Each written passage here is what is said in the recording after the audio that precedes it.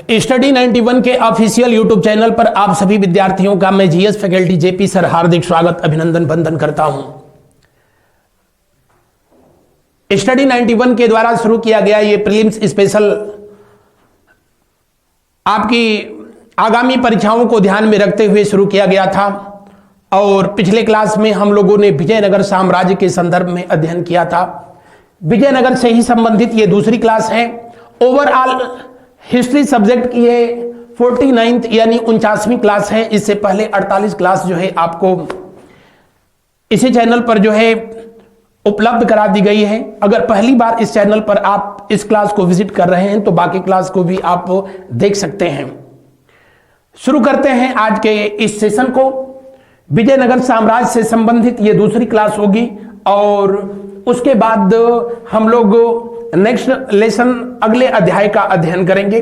वैसे मैं बता दूं कि ये सेशन सिविल सर्विसेज को ध्यान में रखते हुए शुरू किया गया है, जिसमें रात 9 बजे मैं इसी चैनल पर आप लोगों को हिस्ट्री सब्जेक्ट से रूबरू कराता हूं और सुबह 10 बजे नितिन सर के द्वारा आप लोगों को जीएस मिसलेनियस का क्लास जो है प्रोवाइड की जाती है। इन दोनों क्लास को जो है आप स्टडी करें, अध्ययन करें और स्टडी 91 के द्वारा जो ये प्रयास किया जा रहा है आपकी आगामी परीक्षाओं के लिए, उसका अधिक से अधिक लाभ उठाएं। शुरू करते हैं आज के इस प्रश्न को। उससे पहले एक भूल सुधार जो कि मैंने पिछले क्लास में पढ़ाया था आपको, जब उत्तरकालीन मुगल सल्तनत, तो वहां पर बाय मिस्टेक मैंने किसी क्वेश्चन के एक्सप्लेनेशन में, व्याख्या में मैंने बोल दिया था कि अहमद शाह अब्दाली, किसने? अहमद शाह अब्दाली ने भारत पर कुल 6 बार आक्रमण किया है।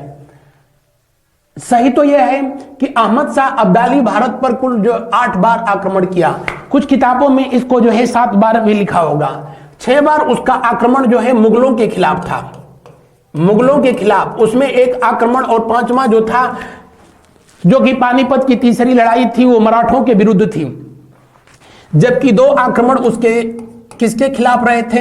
सिखों के खिलाफ रहे थे। हालांकि दोनों आक्रमण जो कि 1767 में किए गए थे और असफल आक्रमण रहे थे अहमद शाह अब्दाली के। तो हमको बोलना यह चाहिए था कि अहमद शाह अब्दाली ने मुगलों के खिलाफ 6 बार, मुगल क्षेत्रों पर 6 बार आक्रमण किया था, लेकिन मैंने बोला कि भारत पर 6 बार आक्रमण किया। तो इस गलती के लिए मैं क्षमा प्रार्थी हूं। होता है जब आदमी बहुत बोलता है तो कभी कभी स्लिप ऑफ टंग हो जाता है, मानवीय गलती हो जाती है। मुगल क्षेत्रों पर 6 बार उसका आक्रमण हुआ, जबकि सिख क्षेत्र जो थे उस समय उस पर उसने 2 बार आक्रमण किया था। शुरू करते हैं आज के इस सेशन को। उस क्लास से संबंधित किसी स्टूडेंट ने मुझको जो है कमेंट भी किया था कि सर 6 नहीं 8 बार होना चाहिए। हालांकि कुछ किताबों ने इसको 7 यानी 7 बार भी जो है लिखा है। बहरहाल इस मैटर को आई होप कि आप जो है अब समझ गए होंगे। शुरू करते हैं आज के इस सेशन को। और आज विजयनगर साम्राज्य का ये पहला क्वेश्चन, निम्न में से कौन सुमेलित नहीं है? संगम वंश। यहां पर विजयनगर साम्राज्य के उन 4 राजवंशों का नाम दिया है जिस राजवंश ने 1336 से लेकर के और 1652 तक, यानी 1336 से लेकर के 1652 तक शासन किया था। पिछले क्लास में मैंने आप लोगों से बताया भी था कि विजयनगर साम्राज्य जब भारत पर, दिल्ली पर सल्तनत काल का सबसे लंबे समय तक शासन करने वाला राजवंश तुगलक वंश शासन कर रहा था। तुगलक वंश का दूसरा शासक जिसका नाम था मोहम्मद बिन तुगलक, उसी के शासनकाल में 2 भाइयों ने, हरिहर और बुक्का ने, दक्षिण भारत में तुंगभद्रा नदी के दक्षिणी तट पर जिस साम्राज्य की स्थापना की उसी को विजयनगर साम्राज्य के नाम से जाना गया था। और विजयनगर साम्राज्य में कितने राजवंशों ने शासन किया? कुल 4 राजवंशों ने शासन किया था। पहला राजवंश था जिसे संगम वंश के नाम से जाना गया और इसके संस्थापक हरिहर और बुक्का थे, यानी ये 100% जो है सुमेलित है। संगम राजवंश जिसको मैंने बताया था कि 1336 से लेकर के और कब तक जो है शासन किया था, तो आप कहेंगे कि इसका शासनकाल 1485 तक रहा था। लगभग जो है 150 वर्षों का जो है शासनकाल रहा था। बहरहाल उसके बाद कौन सा राजवंश अपने अस्तित्व में आता है, तो आप कहेंगे कि सुलूव राजवंश। कौन सा? सुलूव राजवंश अपने अस्तित्व में आया। और सुलूव राजवंश की स्थापना किसके द्वारा किया गया? सुलूव राजवंश 1485 से 1505 तक शासन किया था। कब तक? 1485 से 1505 तक। और इस राजवंश में कुल कितने शासक हुए थे? तो आप कहेंगे कि इसमें सिर्फ 3 शासक हुए। संगम राजवंश में कितने हुए? 7 शासक हुए थे। तुलुव राजवंश जिसका संस्थापक वीर नरसिंह था, यह भी बिल्कुल सही है। नरसिंह शालू ने सुलू की स्थापना की, यह भी जो है सही है। तुलुव राजवंश का शासनकाल वर्ष 1505 से लेकर के और कब तक चला था? जी हां, इसका शासनकाल कब तक अपने अस्तित्व में रहा था? तो लगभग 60 वर्ष का रहा था, यानी 1565, जब तक कि तालीकोटा की लड़ाई हो नहीं गई और विजयनगर साम्राज्य पूरी तरीके से बर्बाद नहीं हो गया। तुलुव राजवंश में कितने शासकों ने शासन किया? तो 6 शासकों ने शासन किया। विजयनगर साम्राज्य के सबसे प्रतापी शासक कृष्णदेवराय इसी राजवंश से संबंधित थे और ये इसी वीर नरसिंह के जो है रिश्ते में भ्राताश्री थे। अराविडु राजवंश की स्थापना कृष्णदेवराय के द्वारा नहीं किया गया। तो इसलिए दिए हुए प्रश्न में कौन सा विकल्प सही होगा? दिए हुए प्रश्न में कौन सा विकल्प सही होगा? तो अंतिम विकल्प जो है प्रश्न के अनुसार यही उत्तर होगा। अगर आपसे जो है पूछेगा कि अराविडु राजवंश का संस्थापक कौन था, अराविडु राजवंश को जो है किसने स्थापित किया था, तो आपको जानकारी के लिए बता दें कि इस राजवंश की स्थापना किसके द्वारा किया गया? तिरुमल के द्वारा किया गया था। किसके द्वारा किया गया? तिरुमल के द्वारा जो है किया गया था। तिरुमल के द्वारा जब तालीकोटा की लड़ाई या राक्षस तागड़ी की लड़ाई हुई और विजयनगर साम्राज्य तहस नहस हो गया, तो उसी समय राम राय जो था, जो कि युद्ध में मारा गया था, पिछले क्लास में मैं बताया भी था कि राम राय जो रिश्ते में कृष्णदेवराय के जमाता थे, जबकि सदाशिवराव उस समय शासक था और वो रिश्ते में कृष्णदेवराय के सुपुत्र थे। उसी राम राय का भाई जो तिरुमल था, इसी ने अराविडु राजवंश की स्थापना किया था। तो दिए हुए प्रश्न का कौन सा विकल्प सही होगा? अंतिम विकल्प सही होगा। आगे देखते हैं हम लोग, निम्न में से कौन संगम वंश का शासक नहीं था? संगम वंश, चूंकि विजयनगर साम्राज्य के संस्थापक हरिहर और बुक्का के पिताजी का नाम संगम था, इसीलिए इस राजवंश का नाम संगम वंश रखा गया। वो संगम काल नहीं जो कि मैं तमिल राजवंश के समय में जो है पढ़ाया था आप लोगों को, नहीं, तमिल संगम काल नहीं। यहां पर विजयनगर साम्राज्य का पहला राजवंश संगम राजवंश था और ये 1336 से लेकर के 1485 तक शासन किया। और इसमें मैंने अभी बताया था कि पहले जो शासक हुए वो हरिहर प्रथम थे। हरिहर प्रथम और दूसरे शासक हुए जिनका नाम था बुक्का प्रथम। क्या नाम था? बुक्का प्रथम नाम था। इसके बाद इस राजवंश के तीसरे शासक हुए जिनका नाम था हरिहर द्वितीय।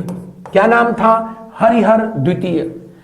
तो आप देख रहे हैं हरिहर प्रथम, जी हां बिल्कुल इसी राजवंश के शासक थे। हरिहर द्वितीय भी इसी राजवंश के शासक हुए। बुक्का प्रथम इसी राजवंश के शासक रहे थे, लेकिन बुक्का द्वितीय का इस राजवंश से कोई संबंध नहीं था और हकीकत तो यह था कि बुक्का द्वितीय नाम से किसी ने शासन किया ही नहीं था। तो दिए हुए प्रश्न का कौन सा विकल्प, चूंकि पूछ रहा है कि कौन शासक नहीं थे, तो जो है अंतिम विकल्प जो पूछ रहा है वही 100% जो है अंतिम विकल्प जो दिया है वही क्या है? सही है। बढ़ते हैं अगले प्रश्न की ओर। अगला प्रश्न का जो है हम लोग अवलोकन करते हैं, उससे पहले मैं बता दूं कि बुक्का प्रथम के द्वारा ही वेद मार्ग प्रतिष्ठापक की उपाधि धारण की गई थी, जो बहुत पूछता है। प्रतिष्ठापक की उपाधि धारण की गई थी। बढ़ते हैं अगले प्रश्न की ओर। अगला प्रश्न का करते हैं अवलोकन। निम्न में कौन सा कथन असत्य है? हरिहर प्रथम ने राजधानी अनेगोंडी से विजयनगर स्थानांतरित किया था। जी बिल्कुल सही है। हरिहर प्रथम जिनका शासनकाल 20 वर्ष का रहा था, तो ये 1336 से कब तक शासन करेंगे, तो आप कहेंगे कि 1356 तक जो है शासन करेंगे। और इन्हीं के शासनकाल में विजयनगर साम्राज्य की पहली राजधानी कहां थी? अनेगोंडी थी। अनेगोंडी नामक जो है पर्वत में तुंगभद्रा नदी के तट पर राजधानी को इन्होंने सुरक्षा के दृष्टिकोण से विजयनगर जो है स्थानांतरित कर दिया। वर्तमान में विजयनगर कर्नाटक का जो हम्पी का क्षेत्र है, जो कि यूनेस्को के वर्ल्ड हेरिटेज लिस्ट में भी लिस्टेड किया गया है, जगह दिया गया है, वही खंडहर विजयनगर साम्राज्य की उस समय की राजधानी रही थी। तो दिए हुए प्रश्न में पहला विकल्प 100% सही है। दूसरा पूछ रहा है, रायचूर के क्षेत्र के लिए बहमनियों से संघर्ष हरिहर प्रथम ने ही शुरू कर दिया था। हरिहर प्रथम के द्वारा ही शुरू कर दिया गया था। बहमनी कौन थे? तो तुगलक वंश के शासनकाल में, मोहम्मद बिन तुगलक के शासनकाल में उसी के दरबार में रहने वाला सामंत था जिसका नाम हसन गंगू था। और वही हसन गंगू 1347 में 1347 में अलाउद्दीन बहमन शाह के नाम से जिस राजवंश की स्थापना की उसे बहमनी राजवंश के नाम से जाना गया था। और बहमनी राजवंश और विजयनगर राजवंश में हमेशा से कृष्णा और तुंगभद्रा नदियों के दो आब मतलब दो नदियों के बीच के क्षेत्र में रायचूर जगह, जिसमें मुदगल का जो है किला था, उसको लेकर के 1347 में ही संघर्ष प्रारंभ हुआ था, जब वो हसन गंगू ने मुदगल के किले को जीतने का प्रयास किया था और हरिहर प्रथम के साथ उसका युद्ध हुआ। यद्यपि कि उस युद्ध में वो हार गया था। कहानी वहीं से शुरू हो गई थी और तब तक चली जब तक कि 1565 में तालीकोटा की लड़ाई नहीं हो गई। बहरहाल दिए हुए प्रश्न का दूसरा विकल्प भी सही है। शुरुआत तो ऐसे बहमनियों ने किया था, लेकिन संघर्ष हरिहर प्रथम ने ही जो है शुरू कर दिया था। अगला प्रश्न कह रहा है, बुक्का प्रथम ने मदुरै विजय किया और वेद मार्ग प्रतिष्ठापक की उपाधि धारण की। मैंने बिल्कुल बताया कि बुक्का प्रथम वेद मार्ग प्रतिष्ठापक की उपाधि धारण किया और मदुरै, जो कि अब पड़ जाता है तमिलनाडु में, तमिलनाडु के उस क्षेत्र को जीत लेने के बाद अपने बेटे को, जिसका नाम था कंपन को यहाँ का गवर्नर बना दिया। कंपन की पत्नी थी जिनका नाम था गंगा देवी। क्या नाम था? गंगा देवी, जो कि संस्कृत विषय की बहुत विद्वान थी और इन्होंने अपने पति के महान विजय को शब्द रूप दिया मदुरै विजयम नामक पुस्तक में। तो दिए हुए प्रश्न का जो तीसरा विकल्प है यह भी सही है, यहां भी मामला ठीक ठाक है। अंतिम प्रश्न पूछ रहा है, अंतिम विकल्प कह रहा है, हरिहर द्वितीय के मुख्यमंत्री थे वेदों के भास्कर सायणाचार्य। बिल्कुल सही है। सायणाचार्य के ही भ्राताश्री थे जिनका नाम था माधव विद्यारण्य। क्या नाम था? माधव विद्यारण्य। और इन्हीं के देखरेख में हरिहर और बुक्का ने, जिनको जबरदस्ती इस्लाम धर्म स्वीकार कराया गया था, किसके द्वारा? मोहम्मद बिन तुगलक के द्वारा। कब? जब 1325 में दक्षिण भारत के अभियान पर मोहम्मद बिन तुगलक था, तभी ये दोनों भाई उसके हाथ लग गए थे, जिनको ले जाया गया था दिल्ली। और 1325 से 1333 तक दोनों भाई दिल्ली में ही रहे थे। जब दक्षिण भारत में पुनः वारंगल में विद्रोह हुआ तो उन्हीं दोनों भाइयों को भेजा गया था उस विद्रोह को समाप्त करने के लिए। विद्रोह तो उन्होंने नहीं समाप्त किया, लेकिन एक नए राजवंश का श्री गणेश किया और इसी माधव विद्यारण्य के प्रभाव में आकर के दोनों भाइयों ने पुनः हिंदू धर्म को स्वीकार कर लिया और तुंगभद्रा के तट पर विजयनगर की स्थापना की। उन्हीं के भ्राताश्री थे जिनका नाम जो है सायणाचार्य था और ये वेदों के भाष्यकार थे। वेद या ऐसी दूसरी पुस्तकें जब उसको सरल शब्दों में लिखने वाले व्यक्ति को ही जो है भाष्यकार के रूप में प्रतिष्ठित किया जाता था, जाना जाता था। और ये हरिहर द्वितीय के मुख्यमंत्री भी रहे थे, उनके दरबार में रहे थे, यानी ये भी विकल्प 100% सही है। यह प्रश्न चूंकि बिहार परीक्षाओं में पूछा गया था और बीपीएससी में चूंकि 5 ऑप्शन जो है देता है, अंतिम ऑप्शन में कह रहा है इनमें से कोई नहीं। कौन सा कथन असत्य है? तो इनमें से कोई भी कथन असत्य नहीं है, सब के सब जो है क्या है, सत्य है। इसीलिए अंतिम विकल्प क्या है, सही है। अगला प्रश्न देखें, निम्न में कौन सुमेलित नहीं है? ये विजयनगर साम्राज्य के शासक हैं और उस समय ये विदेशी यात्रियों ने इनके शासनकाल में इनके क्षेत्र का दौरा किया। निकोलस कोंटी, या कहीं लिखा होगा निकोलो कोंटी, एक ही व्यक्ति का नाम है। यह मूल रूप से वेनिस शहर का रहने वाला था। वेनिस जो कि इटली का जो है शहर है, और ये किसके शासनकाल में आया था? आप कहेंगे देवराय प्रथम के शासनकाल में आया। कब आया? 1420 में इसका आगमन होता है, और इसी ने अपने वृतांत में, अपनी पुस्तक में इस बात का उल्लेख किया है कि विजयनगर साम्राज्य में सती प्रथा रही थी, बहुपत्नी विवाह रहा था। अपनी पुस्तक में इसने लिखा है कि धनवान व्यक्ति चाहे जितनी शादियां जो है कर सकता है। यहां तक इसने लिखा कि विजयनगर साम्राज्य के शासक देवराय प्रथम की 12,000 पत्नियां थीं। अब उसमें कितनी सच्चाई रही होगी ईश्वर जानता है। बहरहाल दिए हुए प्रश्न का पहला विकल्प सुमेलित है, 100% जो है सुमेलित है। प्रथम देवराय प्रथम जो कि इस वंश के जो है 5वें शासक थे, चौथे शासक थे। देवराय द्वितीय जिनके शासनकाल में अब्दुल रज्जाक आया, ये फारस का रहने वाला था, ईरान का रहने वाला था, और ये 1443 में आता है। कौन?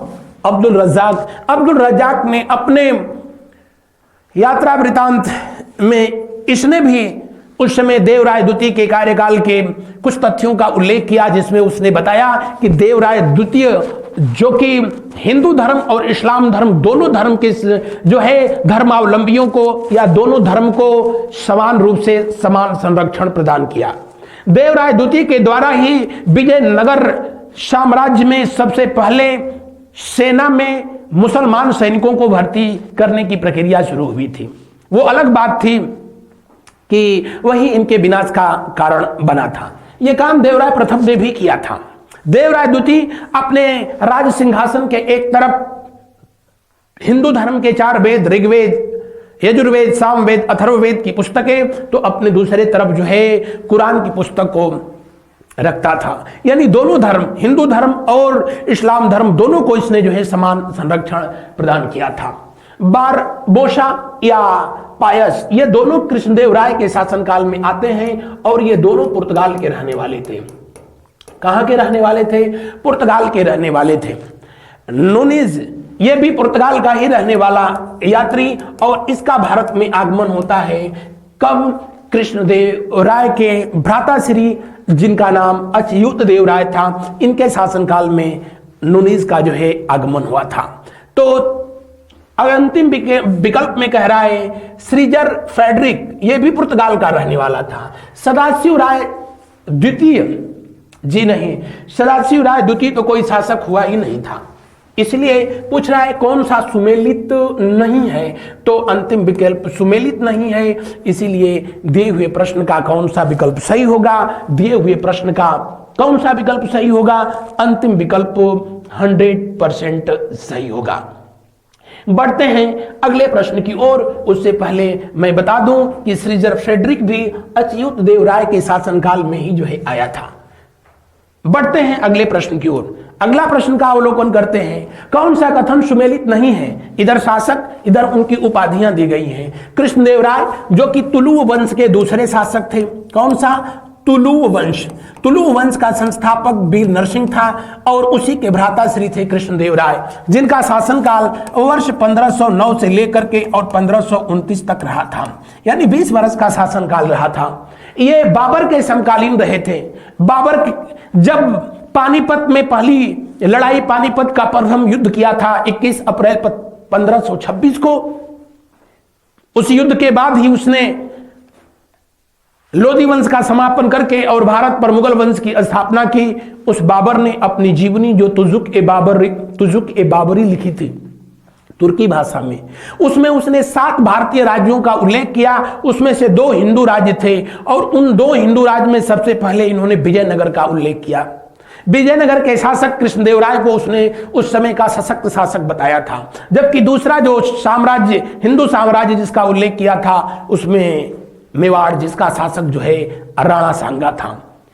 यानी कृष्णदेवराय बाबर के जो है समकालीन रहे थे।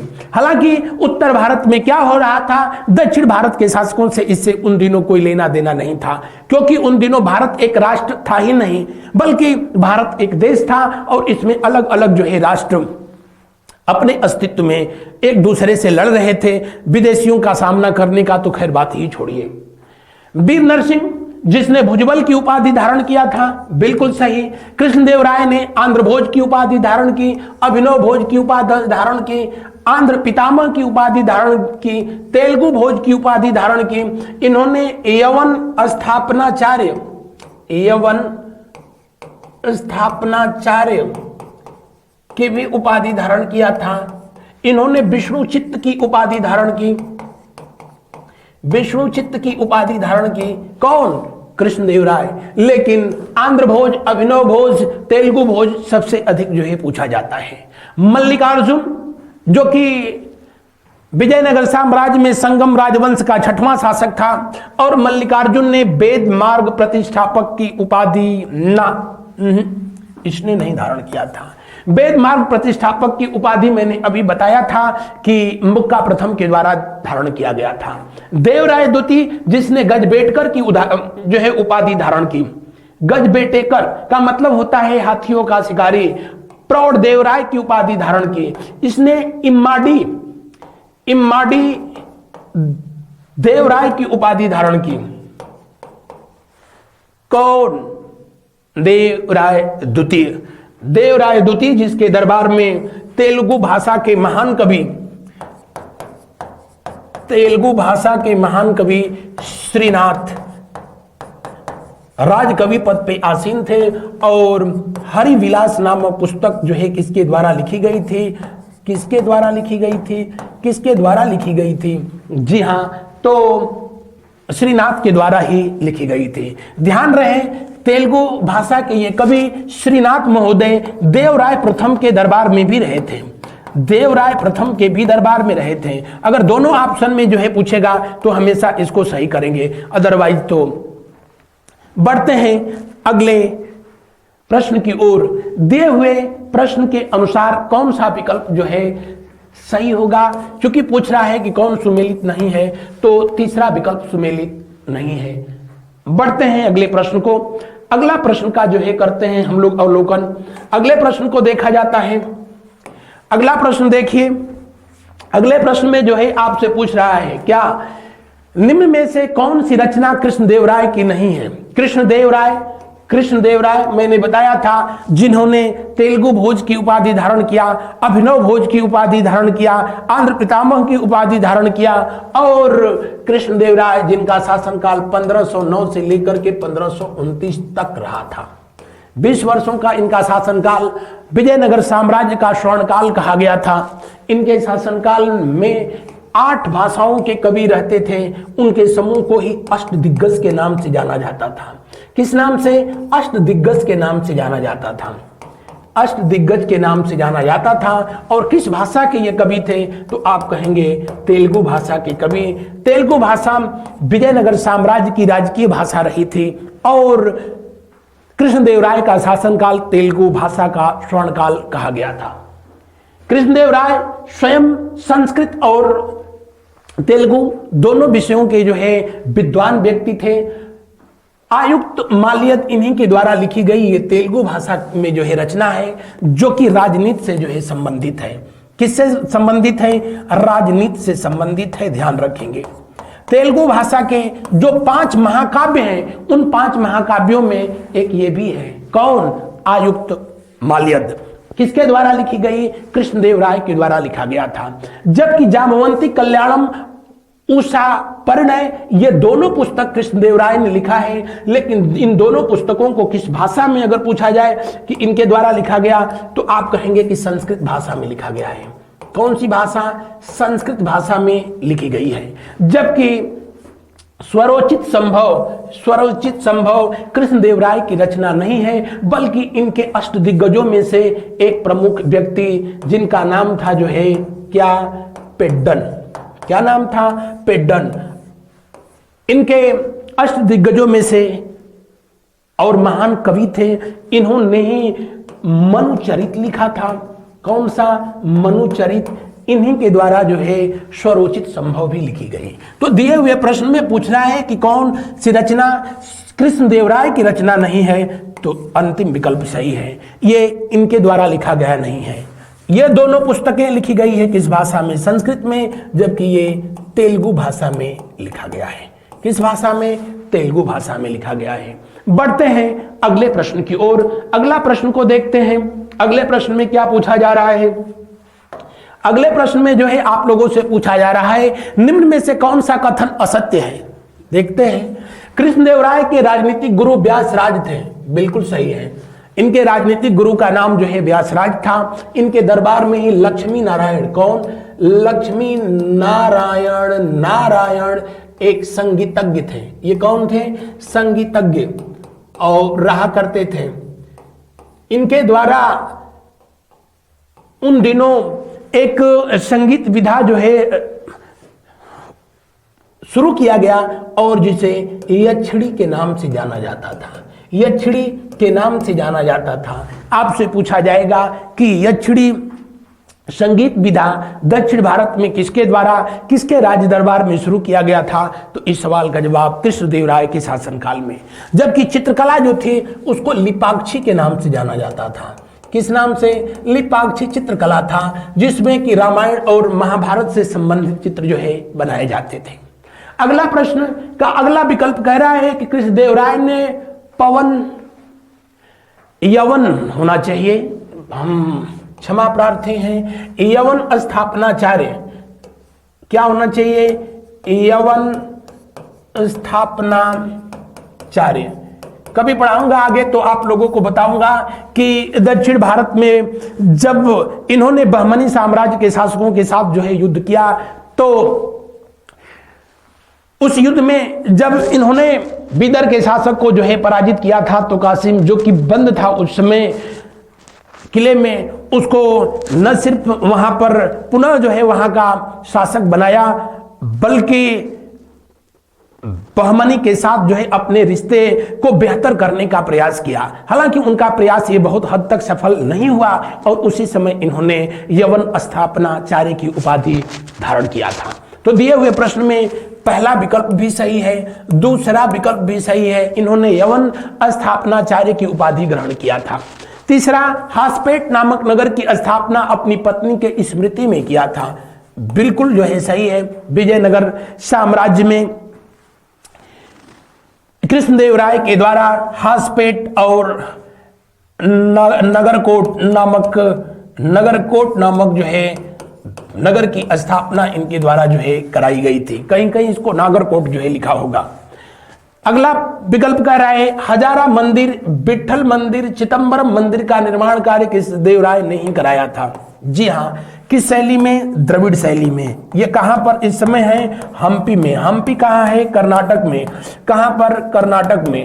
और मैंने बताया था कि विजयनगर साम्राज्य के खंडहरों को यूनेस्को के वर्ल्ड हेरिटेज लिस्ट में जो है जगह दिया गया है। अगला प्रश्न, विजयनगर साम्राज्य का अंतिम शासक श्रीरंग द्वितीय था।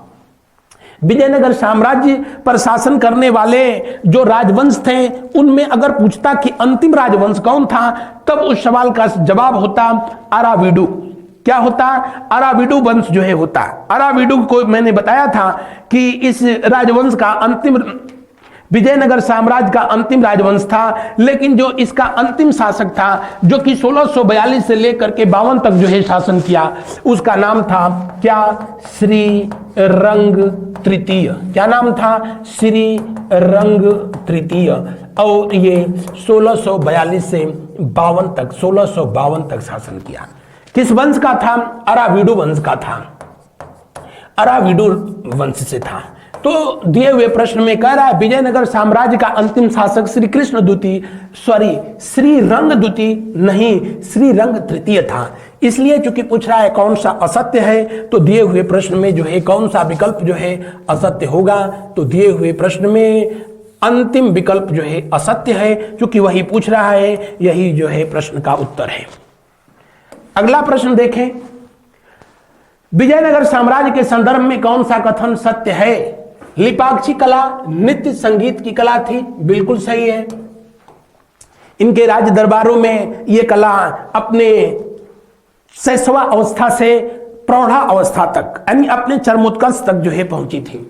नंदिनागढ़ी जो यहाँ की लिपि थी, जिसमें तेलुगु और तमिल, कन्नड़, मलयालम जैसी दूसरी भाषाओं का भी जो है रचना किया गया। वेशवग, विजयनगर साम्राज्य की जो है ये दास प्रथा जो थी उस समय, उसे वेशवग के नाम से जाना जाता था, जिसका उल्लेख निकोलस काउंटी के द्वारा जो है अपनी पुस्तक में भी किया गया था। युवराज के राज्याभिषेक को पट्टाभिषेकम के नाम से जाना जाता था, यह भी सही है, यह भी सही है। तो पूछ रहा है कि कौन सा कथन सत्य है? सभी सत्य हैं। तो दिए हुए प्रश्न का कौन सा विकल्प सही होगा? अंतिम विकल्प सही होगा, और इसको ई विकल्प होना चाहिए था, क्योंकि बिहार बीपीएससी के द्वारा जो परीक्षाएं आयोजित कराई जाती हैं उसमें कुल 5 विकल्प जो है पूछे जाते हैं। अगला प्रश्न देखें, विजयनगर के किस शासक ने अपनी सेना में मुसलमान सैनिकों को नियुक्त करने की नीति अपनाई थी? विजयनगर साम्राज्य के किस शासक के द्वारा अपनी सेना में मुसलमान सैनिकों को नियुक्त करने की नीति अपनाई? देवराय प्रथम ने। किसने? देवराय प्रथम। देवराय प्रथम फिरोज शाह के साथ जब युद्ध किया था तो युद्ध हार गया था, और युद्ध जब हार गया तो उसे अपनी बेटी की शादी जो है किसके साथ करना पड़ा था? तो आप कहेंगे कि देवराय प्रथम ने अपनी पुत्री की शादी फिरोज शाह के साथ कर दिया। और इस तरह जो है देवराय प्रथम पहला ऐसा शासक था विजयनगर साम्राज्य का जिसने मजबूरी बस बहमनी साम्राज्य, जो कि उस समय की इनके सबसे बड़े दुश्मन थे, उनके साथ वैवाहिक संबंध स्थापित किया।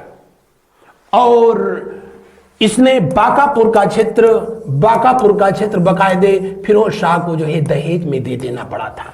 कहा जाता है कि मुसलमानों से, बहमनी साम्राज्य के शासकों से पराजित होने के बाद जब अपने दरबारियों के साथ इन्होंने चर्चा किया तो उन्होंने बताया कि मुसलमानों के खिलाफ जो है युद्ध करने के लिए, उनकी रणनीति को समझने के लिए उस धर्म के लोगों को अपनी सेना में जगह देनी चाहिए।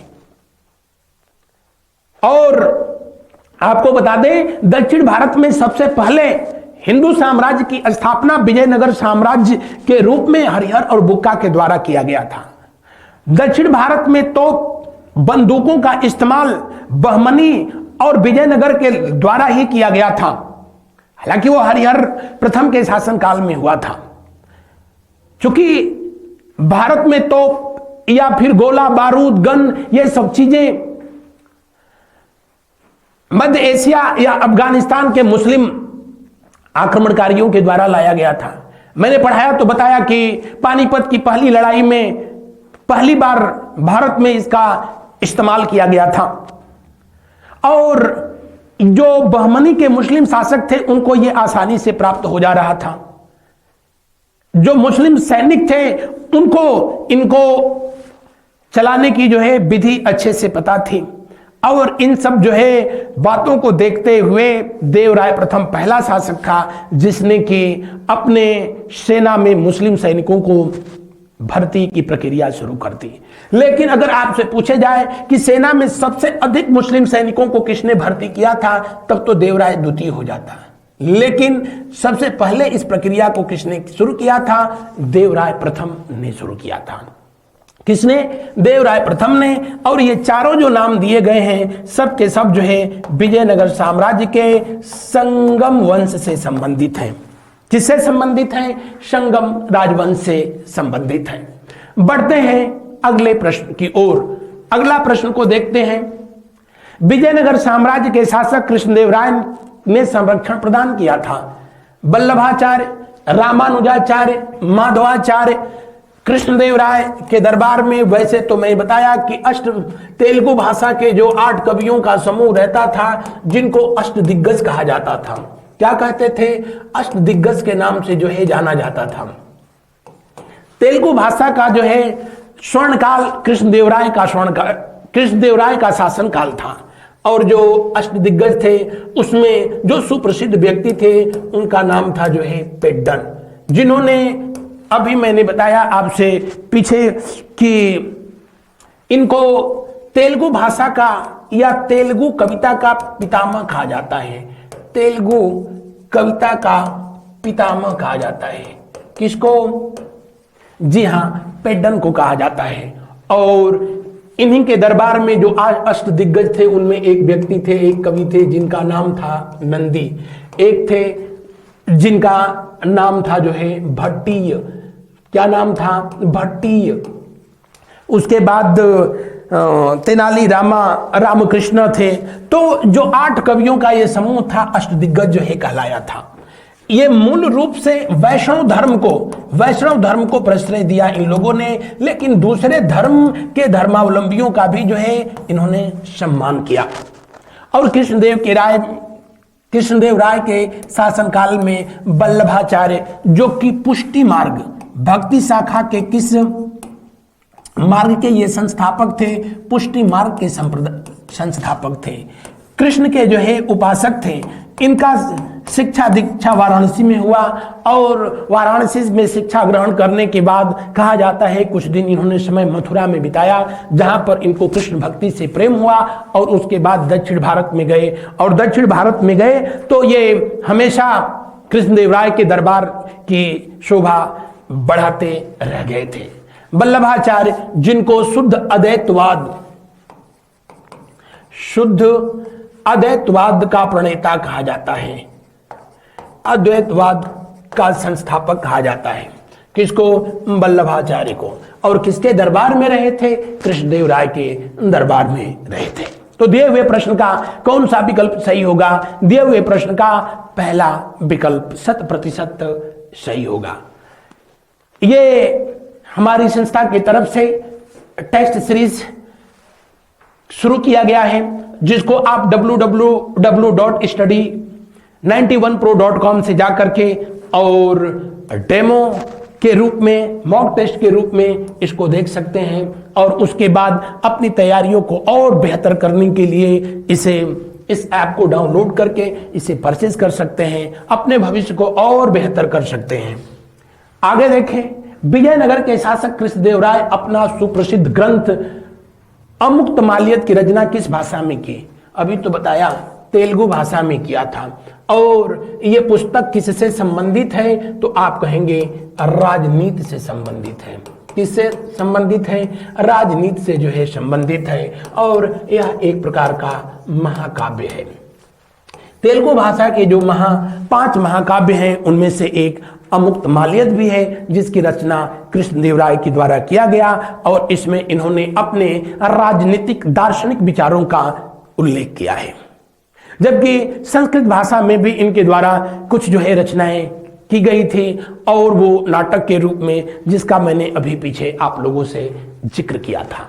वैसे कृष्णदेव राय ने तेलुगु भाषा, तमिल, कन्नड़, संस्कृत, मलयालम जैसी भाषाओं को भी जो है उनके कवियों को, उनके लेखकों को प्रश्रय दिया था। और न सिर्फ कृष्णदेव राय बल्कि विजयनगर साम्राज्य के अन्य शासकों ने भी अपना भरपूर समर्थन प्रदान किया था अन्य भाषाओं को भी। जिस लिपि में जो है लिखी गई थी उसे नंदिनी गढ़ी लिपि के नाम से जो है जाना जाता है।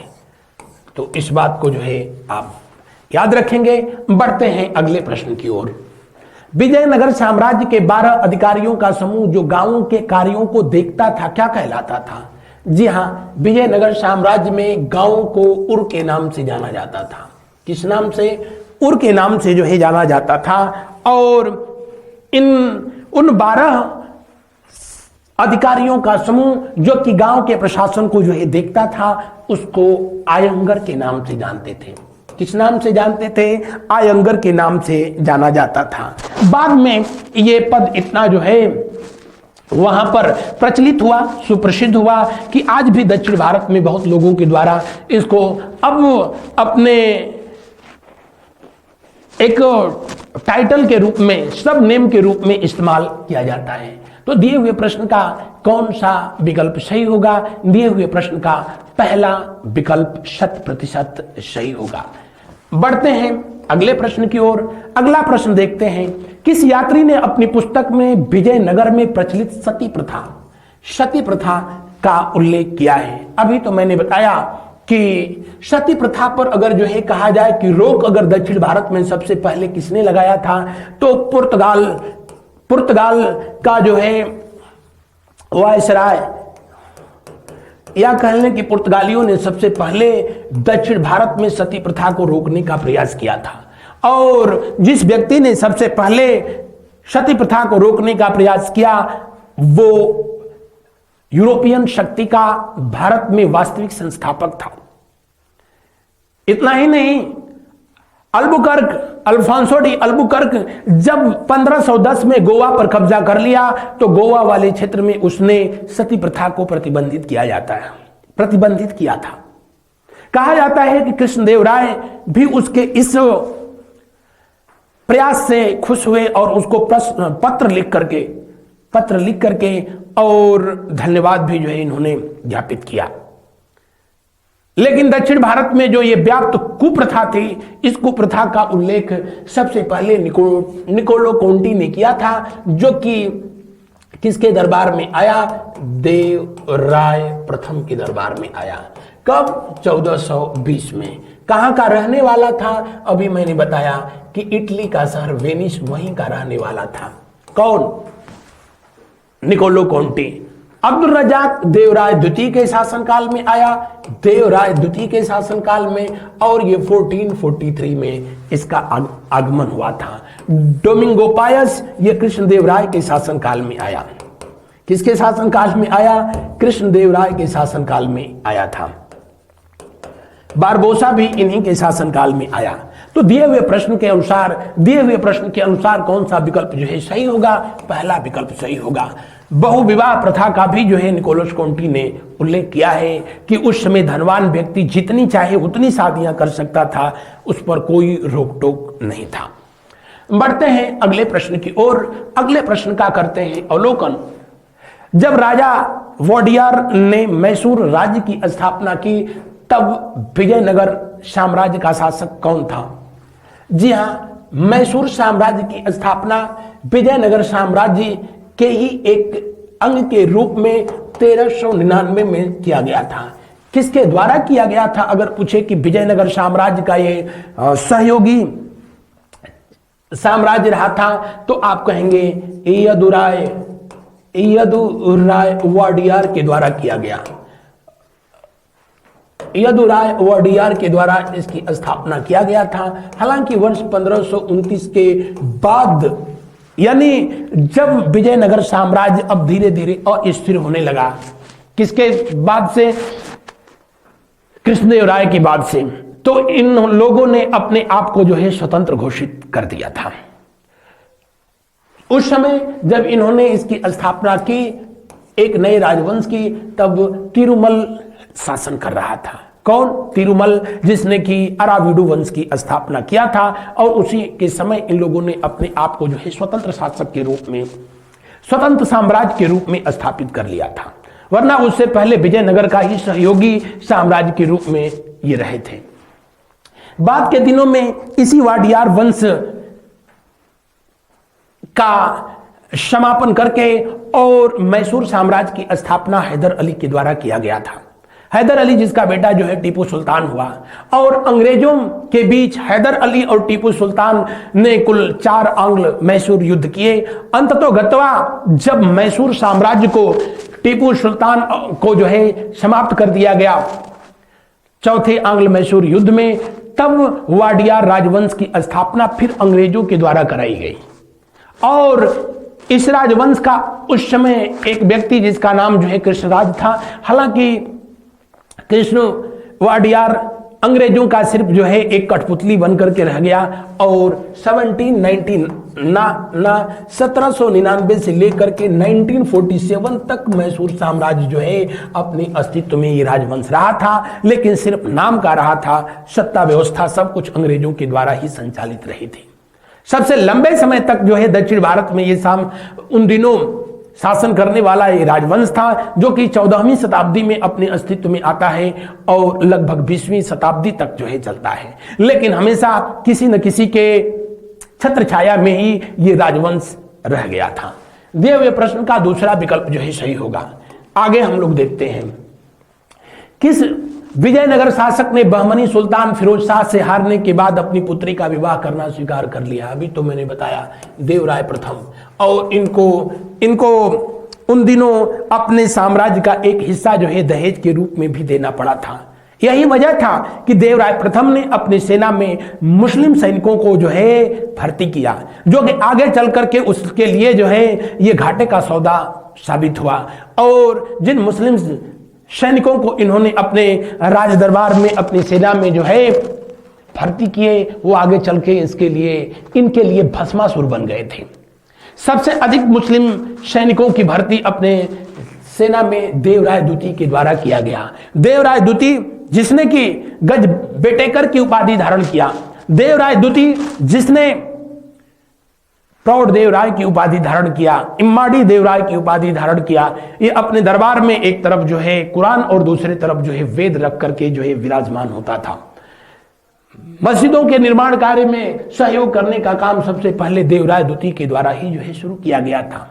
दिमदिमा बहुत पूछता है, दिमदिमा किसके राज के कवि थे? इन्हीं के राज के कवि थे, जिनको श्रीनाथ के द्वारा जो है पराजित किया गया था। और जब तेलुगु भाषा के कवि दिमदिमा को पराजित किया था, तब देवराय द्वितीय के द्वारा उन पर कनक वर्षा कराई गई थी, यानी स्वर्ण सिक्कों की वर्षा जो है कराई गई थी। बहरहाल दिए हुए प्रश्न का पहला विकल्प 100% सही है। बुक्का जिसने कि वेद मार्ग प्रतिष्ठापक की उपाधि धारण किया था। बढ़ते हैं अगले प्रश्न की ओर। अगला प्रश्न को देखिए, विजयनगर साम्राज्य में निहित किस वस्तु का निर्यात किया जाता था? विजयनगर साम्राज्य जिसमें कि मोर देन 100 उन दिनों 100 से अधिक बंदरगाह थे, ऐसा विदेशी इतिहासकारों ने उल्लेख किया। और सबसे अधिक विजयनगर साम्राज्य के द्वारा किस वस्तु का निर्यात किया जाता था? काली मिर्च का जो है निर्यात किया जाता था। आपको मैं पढ़ाया तो बताया भी था, यह आगे बताऊंगा कि भारत में यूरोप वालों के आने का जो है मुख्य जो मकसद था, या मध्य एशिया के लोगों का जो है आने का जो है पहले मुख्य मकसद जो रहा था वो व्यापार करना रहा था। लेकिन भारत के लोगों के, भारत के शासकों के बीच जो अंतर कलह की भावना थी उसका फायदा उठाए और जो व्यापारी बनकर आए वो अत्याचारी बन गए थे। बहरहाल भारत से गरम मसाले और उसमें भी काली मिर्च का सबसे अधिक डिमांड यूरोप के देशों में जो है था। कहां पर? यूरोप के देशों में था। इसलिए दिए हुए प्रश्न का जो है कौन सा विकल्प सही होगा? दूसरा विकल्प सही होगा। बाकी तंबाकू, कॉफी, चाय ये जैसी वस्तुएं भारत में जो है पुर्तगाल के लोगों के द्वारा, पुर्तगाल के व्यापारियों के द्वारा जो है लाया गया था। विदेश से सबसे अधिक विजयनगर साम्राज्य किसका आयात करता था? तो आप कहेंगे कि काबुल के घोड़ों का जो है सबसे अधिक जो है आयात किया जाता था। लेकिन निर्यात सबसे अधिक किसका किया जाता था? काली मिर्च का जो है किया जाता था। अगला प्रश्न देखें, विजयनगर में नामकार क्या थे? सॉरी फॉर दैट, विजयनगर प्रश्न ऐसे है, विजयनगर के वास्तुकार कौन थे? और सही तो यह है कि विजयनगर साम्राज्य के जो संस्थापक रहे थे वो हरिहर और बुक्का। कौन? हरिहर और बुक्का, ये दोनों जो है मिलकर के विजयनगर साम्राज्य की स्थापना किया था। विजयनगर साम्राज्य की स्थापना किया था। और हरिहर और बुक्का को ही हरिहर प्रथम और बुक्का प्रथम के नाम से जो है जाना गया था। ये विकल्प में जो बुक्का प्रथम दिया है, बुक्का प्रथम नहीं, बुक्का द्वितीय है, ये टाइपिंग मिस्टेक है। और दिए हुए प्रश्न के अनुसार कौन सा विकल्प जो है सही होगा? पहला विकल्प जो है सही हो जाएगा, क्योंकि बुक्का द्वितीय के नाम से कोई शासक विजयनगर में नहीं हुआ है।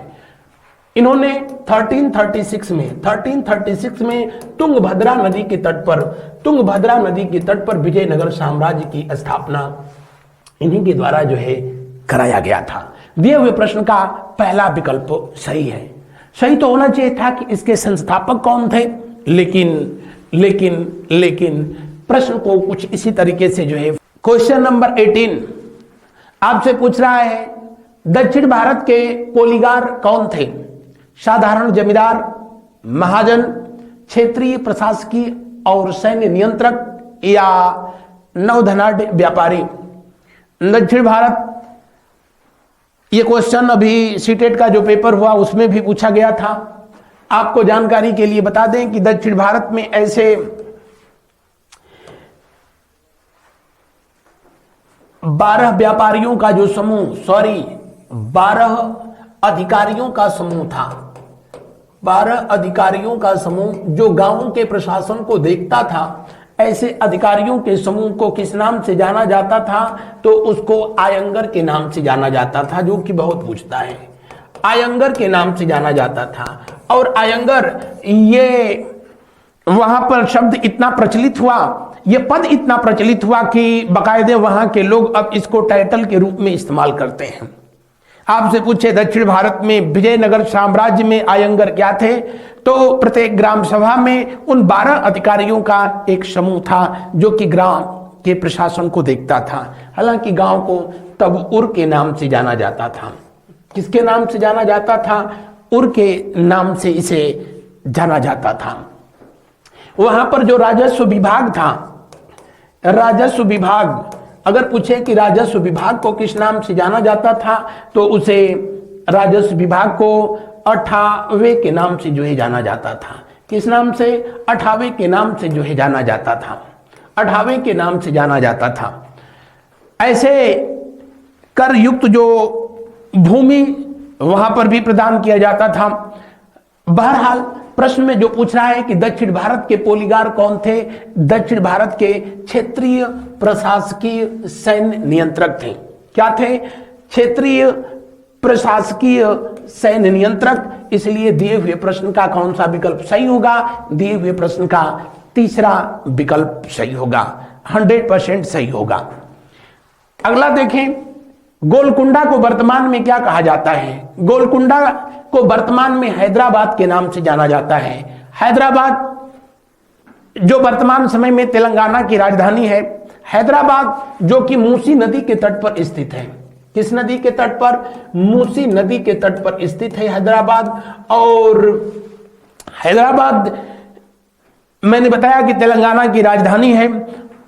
गोलकुंडा की जो लड़ाई हुई थी, कौन सी? गोलकुंडा जो युद्ध हुआ था कब? 1515 में। किसके बीच हुआ था? कुली कुतुब शाह। किसके बीच? कुली कुतुब शाह और किसके बीच हुआ था? तो आप कहेंगे कृष्णदेव राय जो कि तुलु राजवंश से संबंधित थे। इस युद्ध में इन्होंने न सिर्फ इसको पराजित किया, बल्कि समस्त गोलकुंडा के क्षेत्रों पर अधिकार कर लिया था। आगे मैं आप लोगों को बताया था कि जो तालीकोटा का युद्ध हुआ था, उस तालीकोटा की लड़ाई जो कि 23 जनवरी 1565 के दिन लड़ी गई थी, राक्षसी तांगड़ी के नाम से भी जिसे जाना जाता है, उसमें गोलकुंडा, अहमदनगर, बीजापुर और बीदर एक साथ मिलकर के विजयनगर साम्राज्य के खिलाफ जो है अटैक किया था और उसको पूरी तरीके से नेस्ता नाबूद कर दिया था। बहरहाल इस प्रश्न के अनुसार पहला विकल्प सही है। अंतिम, विजयनगर साम्राज्य किस नदी के तट पर स्थित? जी हां, तुंगभद्रा नदी के तट पर तुंगभद्रा के दक्षिणी तट पर यह साम्राज्य स्थापित किया गया था।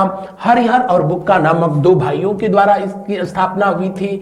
कौन? हरिहर और बुक्का। और मैंने बताया था कि विजयनगर साम्राज्य की स्थापना सल्तनत काल में तुगलक, कौन सा? तुगलक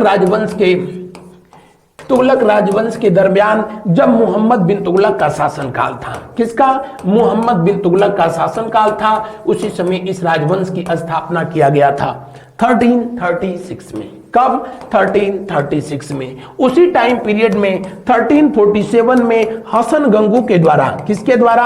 हसन गंगू के द्वारा किसकी स्थापना की गई? तो आप कहेंगे कि हसन गंगू के द्वारा स्थापना किया गया था बहमनी साम्राज्य का।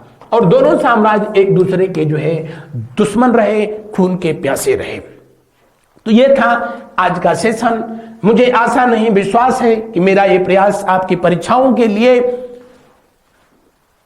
रामबाण सिद्ध होगा। इधर ये हमारी संस्था की तरफ से कुछ जो है पुस्तकें जारी की गई हैं आपकी आगामी परीक्षाओं को, खास करके जो है पुलिस को ध्यान में रखते हुए। ये शिक्षक पात्रता परीक्षा टेट या फिर आरओ को जो है ध्यान में रख करके ये जारी किया गया है।